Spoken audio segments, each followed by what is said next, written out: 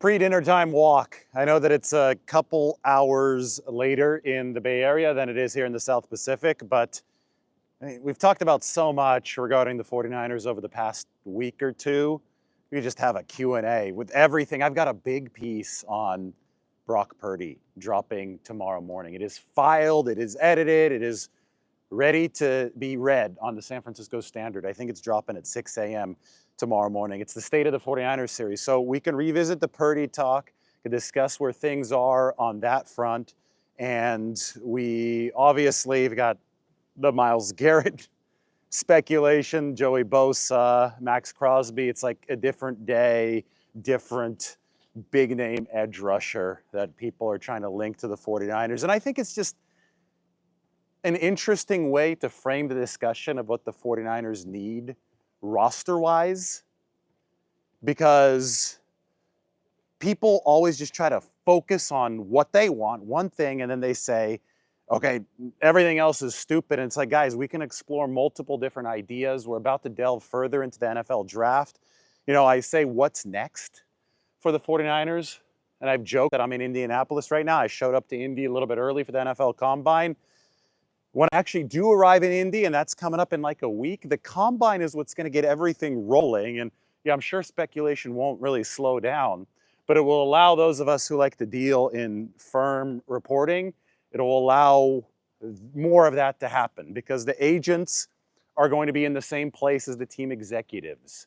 And the prospects are going to start giving us firm athletic scores. So we'll have the relative athletic score, which is a good way to gauge who the 49ers might like with some of those more value picks.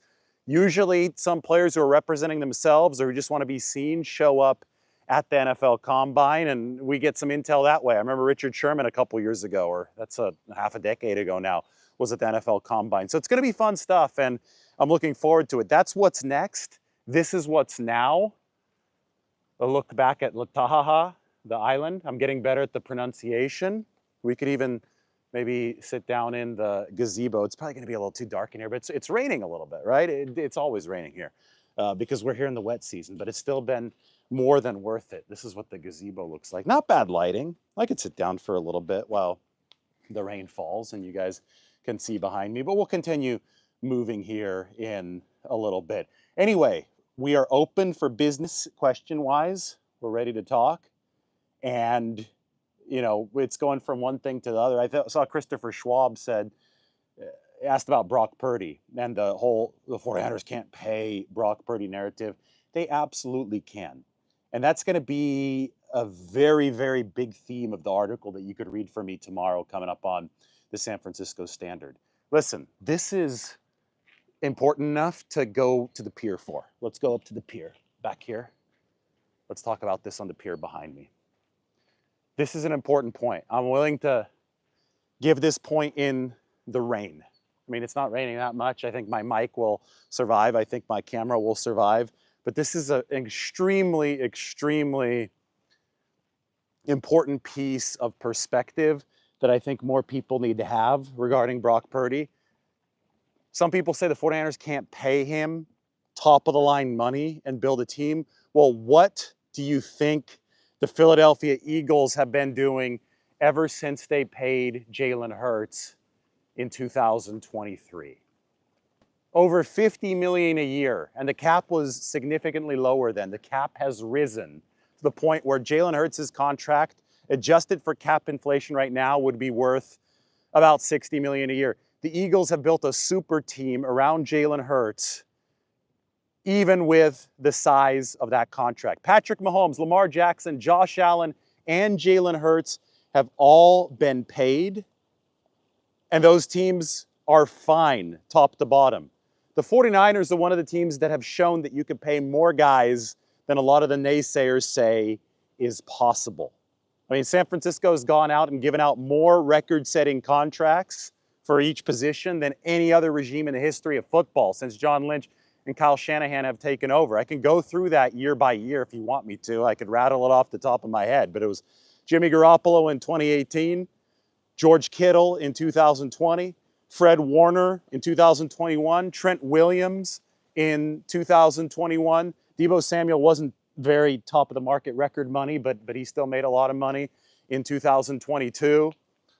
Nick Bosa in 2023. Brandon Ayuk, not very top of the market, but still $30 million a year in 2024. On top of that, 2 record-breaking contracts for Kyle Juszczyk. So the 49ers, I mean, that's for the fullback position, obviously. The 49ers have paid guys. They're going to continue to pay guys, and Purdy's going to be at or near the top of the market. I mean, I've projected it at $61 million a year. Maybe it's in the high. I don't know where they're going to land with the compromise. Quite frankly, I don't really care. I mean, I care to the extent that it's going to make some headlines and we'll make a few videos about it. But what I care about is the actual stuff that matters. The contract structure in this case. And the contract structure in the Brock Purdy case and in any quarterback's case is what's going to determine if it's a successful deal or not just for the guy getting the deal, but for the team that has to pay it out, because we could see how the salary cap is going to be affected by the deal so they can potentially sign other guys. That works into everything that we're talking about. Myles Garrett, Joey Bosa, Maxx Crosby. I mean, yeah, it's extremely unlikely the Raiders are going to want to trade away Maxx Crosby. Somebody like Joey Bosa, a little bit more likely that he's going to be available, right? Who else? Myles Garrett. Well, he's demanded a trade. We don't know how the Browns are going to respond, but that's also something that we can wait and see. Everything is going to work within the context of finances. And if a team structures its finances properly, well, then you look at the possibility of actually being able to afford yet another star contract on the books. So it's all extremely important context.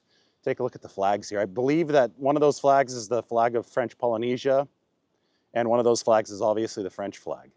So the hospitality workers here speak good English. They can also speak, I believe, Tahitian language here of the islands, but there's also a lot of French that's spoken here. In fact, French is probably what's spoken ahead of English. This is the boat dock for the hotel. Just wanted to show you guys the flags. Show you the main island back here, then the small island, because there's like a reef that, oh, look, we could see a ray in the water. This is really cool. I was swimming in this water a little bit earlier. You guys see the ray? We're not in the US, so there's no American flag, man. Look at the ray. He's on live. Now, there was a shark I was swimming with earlier, which was really neat.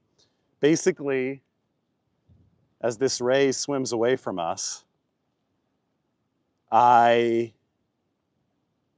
he's still visible. He's not swimming that fast either.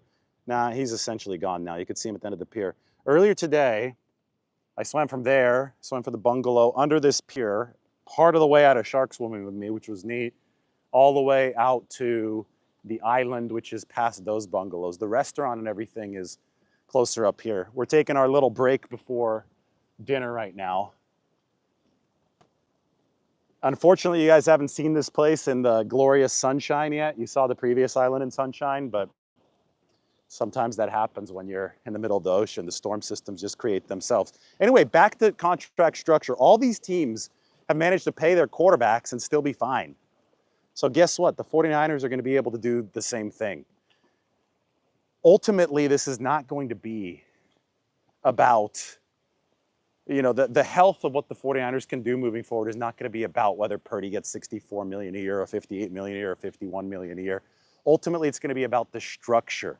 Because that money, it's not going to be a Deshaun Watson contract. It's not going to be this fully guaranteed deal that the 49ers are completely tethered to for 5 seasons. There's going to be an eject button, and usually that eject button comes after season number 3. That's the price of doing business. The Deshaun Watson contract was unprecedented. It remains an outlier. As long as the 49ers can hit an eject button after year 3, they will have market rate on this deal. The numbers, I mean, it's going to be great for agents. It's going to be great for Brock Purdy to talk about and feel valued. But and it's going to be great for social media to pretend like they know what they're talking about regarding contracts, but it's going to be a lot of bluster. The 49ers will be able to fit other contracts beyond Brock Purdy's contract, even if it technically is worth over $60 million a year. This is the same thing that we talk about with every one of these deals.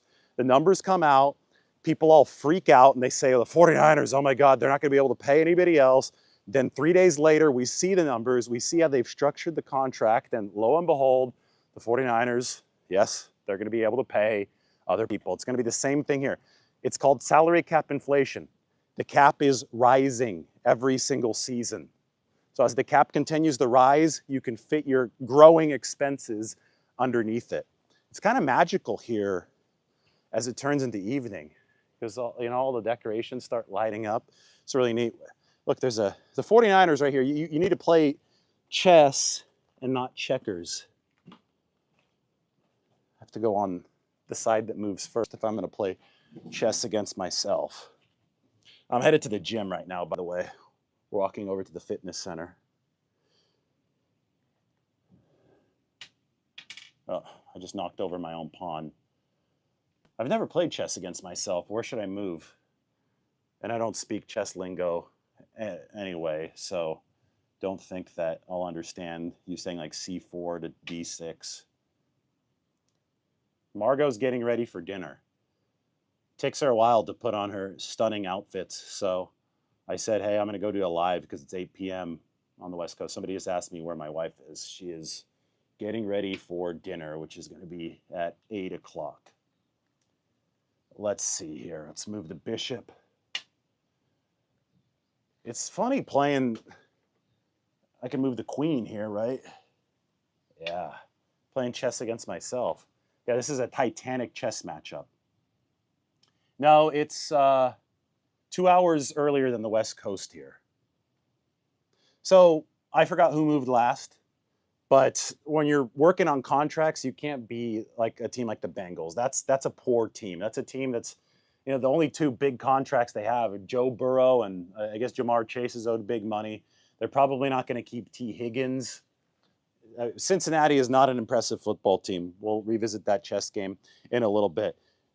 You have to be willing to spend, but you have to spend like you're playing chess, not checkers. You have to be ahead of the game. You have to use and ride the salary cap inflation as it comes. I call it surfing the salary cap wave. And there are plenty of waves here to surf. If we take a step out, we'll probably see all the way out to Bora Bora. The water is much more violent in the ocean. Well, it's not easy to work in the league of the NFL. A lot of sharks in that league, but also a lot of turbulence with the cap. But if you could surf the wave, you can stay under the cap.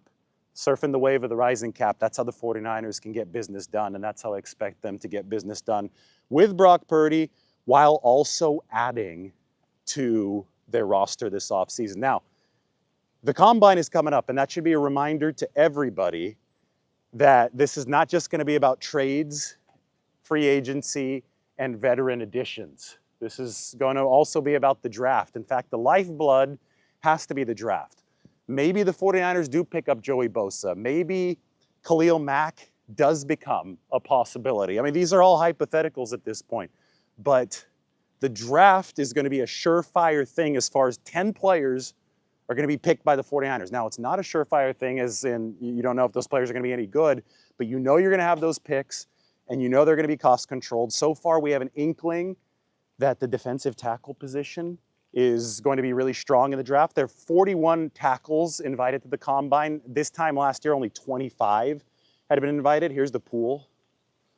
This means wet floor in French, so I should be careful. This is beautiful.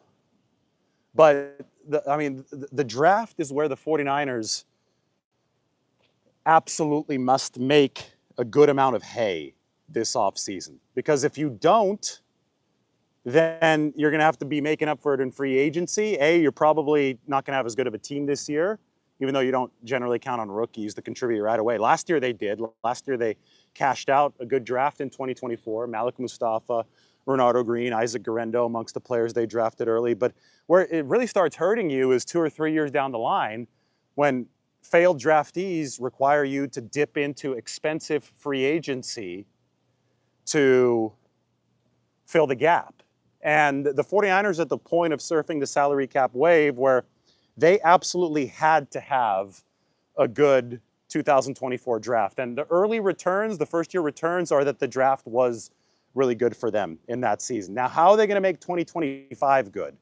I think that both fronts need to be fortified. So that's why we talk about the defensive tackle position being strong in the draft. Maybe the 49ers can bolster the interior.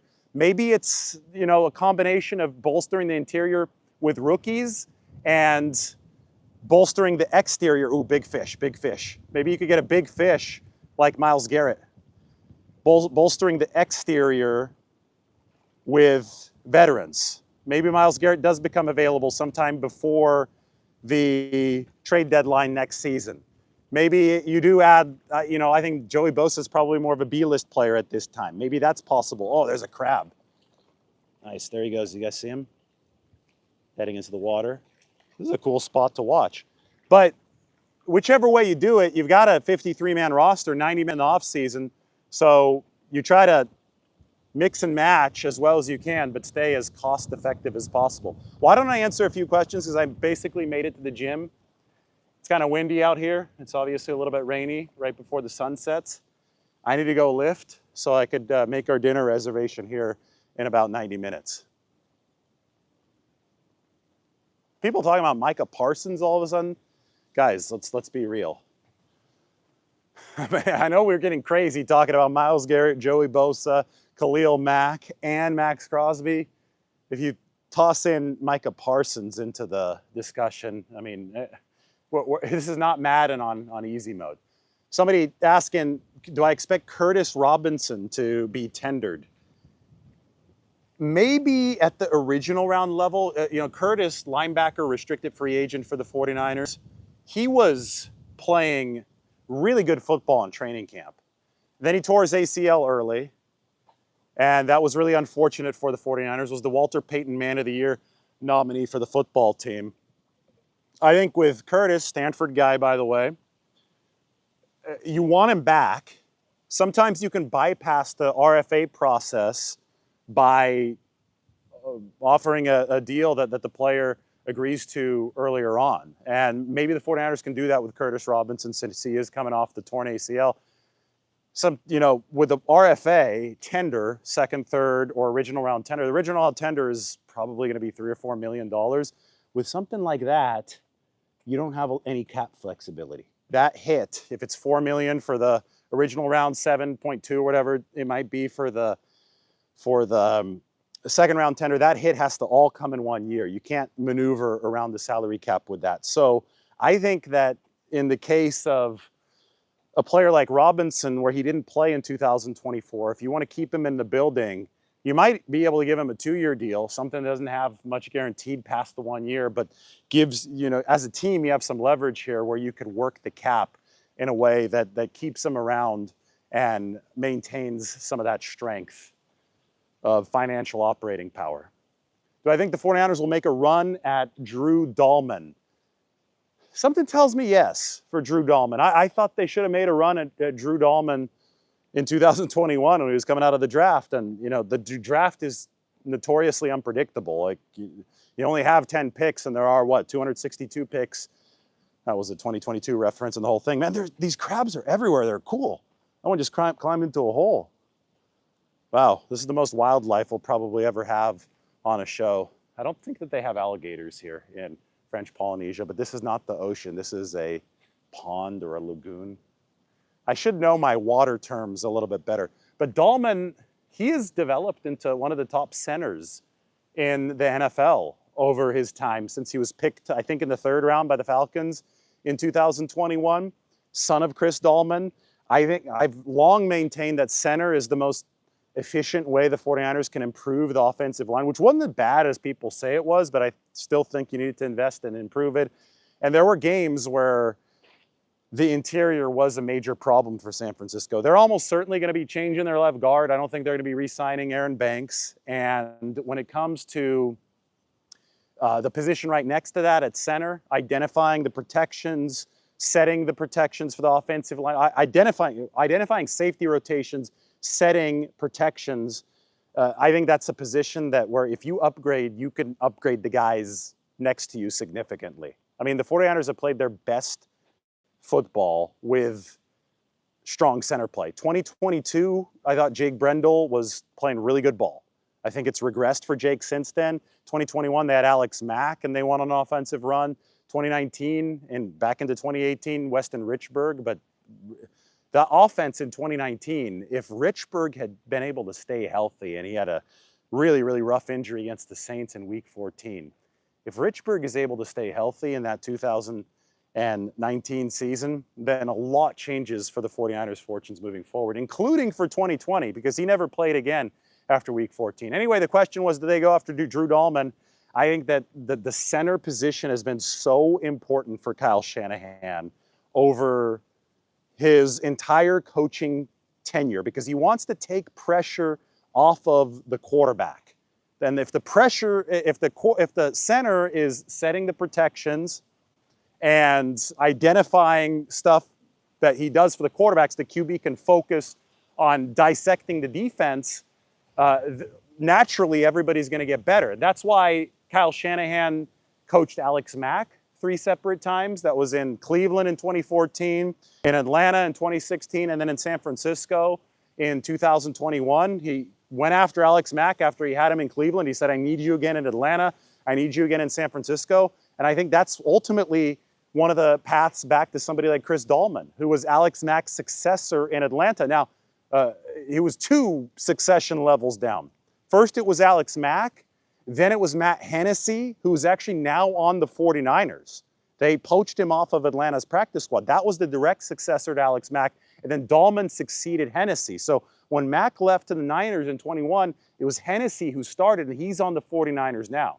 Then it was Dahlman who began starting in 2022, his second year in the NFL. So this all ties together, and I don't think that it's a coincidence that the 49ers have had Mack on the roster, now have Matt Hennessy on the roster. Look out, Chris Dahlman's a free agent. Maybe San Francisco can go to him. I'm going to take a few more questions, then I got to go lift. Jacob Gordon says that Drew Dalman needs to become a second-generation 49er. Let's go all the way to the beach here as we finish this thing up.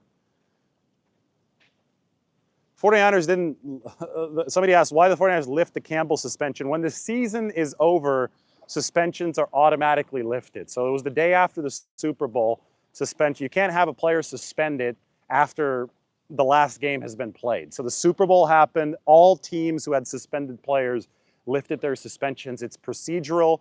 Devondre Campbell's contract will now expire on March 11th or March 12th, and then the new league year is going to start on one of those days. I forgot, I think it's the 12th is the exact day. And he'll be free to sign with another team if another team wants him. Another team may not want him after he quit on the 49ers.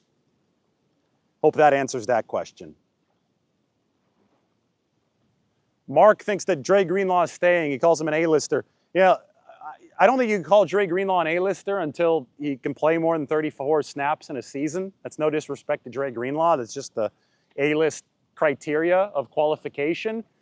But I do know that Robert Saleh is adamant about Dre Greenlaw staying, which is great for Dre Greenlaw fans, because I think that that's going to help the front office be pushed toward re-signing him. But that still does not guarantee anything, because market realities may speak differently. And there could be a team that offers Dre Greenlaw an opportunity that the 49ers just cannot afford to offer. The way that you build these rosters is that you pay the A-listers, and I know you said Dre Greenlaw was an A-lister, but I can't agree right now. You pay the A-listers, you draft and develop guys to fill the margins, and then you have a set price for B-list players that are filling the rest of the margins. If that player exceeds the set price, you're going to lose your salary cap discipline, and things just aren't going to work out for you as a football team financially. So the 49ers have to be really disciplined with guys like Dre Greenlaw and Talanoa Hufanga. As Riley said, he said he wants Dre Greenlaw back, but he doesn't know what's going to happen to him. The 49ers need a tight end. I don't think they need a tight end, but they could certainly use a tight end. That's from Edison. Tyler Warren. Mike said he thinks Tyler Warren out of Penn State's going in the top 10, which would put him out of the 49ers range, unless they trade. I get it. But Tyler Warren out of Penn State, I mean, I think that's the best guy in this draft. The 49ers have, for years, it seems that it's been a dream to pair a tight end too with George Kittle. In the draft a couple years ago, they picked 3 of them, right? Or, well, 2 of them. Cam Latu and Braden Willis were in the same draft. Yeah, so 2 tight ends a couple years ago. Neither of those 2 guys, I mean, Latu's not even on the team anymore, but neither of those 2 guys is panning out to be a superstar opposite of George Kittle. The last time that they had some potential star power next to George at the tight end position, it was Jordan Reed in 2020, but they got him at a discount because he was injury prone and then he got hurt. So it's proven to be really tough for the 49ers to get that second tight end, which I think would push this offense way over the top. So if Tyler Warren is sitting there, I know that Kyle Shanahan will at least be tempted. I swam out to this side so you guys can see Bora Bora slightly over there. It's really windy right now. Rain is light. It looks like it might be heavier at some point, but it's a beautiful night. I love the lighting right now here on the beach. Tommy Huxley thinks that Warren is overhyped. I mean, the guy is, it's hard to overhype a guy that could move like that at 260 pounds. Like, I think that there's a really good chance Tyler Warren's going to be good. Then the question is, would you rather draft him, or do you think that there's going to be a defensive lineman or even an offensive lineman available at number 11 that is a better player? Because I really think the 49ers are going to go best player available in that first round. But judging who the best player available is a difficult thing in the sport of football because the guys are all playing different positions. So Tyler Warren does what he does at tight end. Then you're going to look at some of the offensive tackles, and you're going to look at some of the edge rushers or defensive tackles. I mean, we've talked a lot about Mason Graham. How do you judge who's better, Mason Graham or Tyler Warren? I mean, so much of this is a subjective call, right? So we'll see how that ends up being decided by the 49ers, and it's all going to depend on who's actually available at number 11. It is 2 hours earlier than the West Coast here, so I don't know exactly. Somebody's asking what time it is. It is probably 6:30 right now. Yeah, I think it's 6:30. I'm guessing it's 6:30 based on the lighting. So the official sunset time, it's overcast right now, as you guys can tell. Official sunset time was 6:32.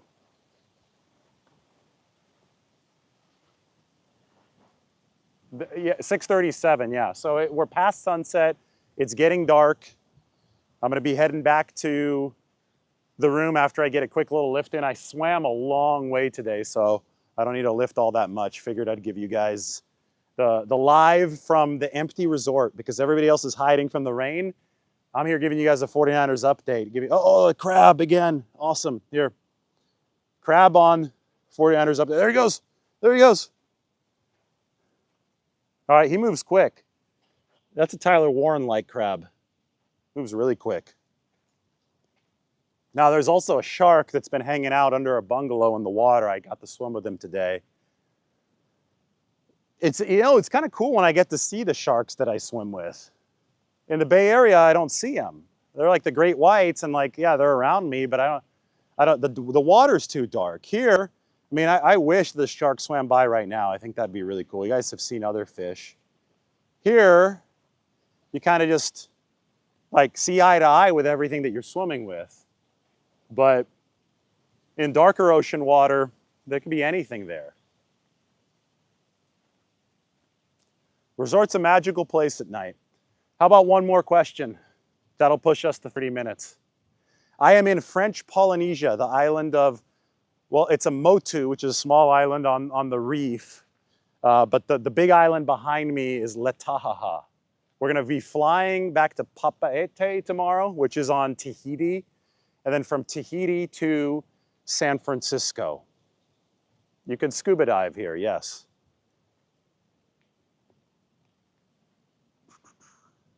Wow, looks like they have foosball in this one. Let's see what the foosball, I think that's a foosball table.